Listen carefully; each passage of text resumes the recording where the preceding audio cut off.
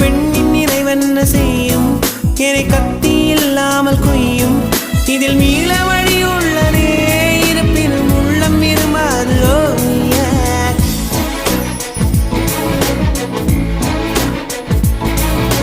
விழிகளின் அருகினில் வானம், வெகு தொலைவினில் தூக்கம், இது 5 புலன்களின் ஏக்கம், என் முதல் அனுபவம்.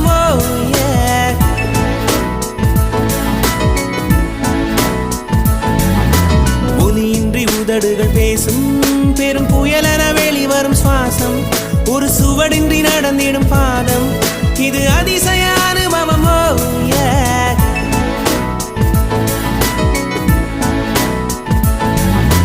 பெண்ணை சந்தித்தேன், அவள் நட்பை ஆசித்தேன், அவள் பண்பை நேசித்தேன், வேறென்ன நான் சொல்ல.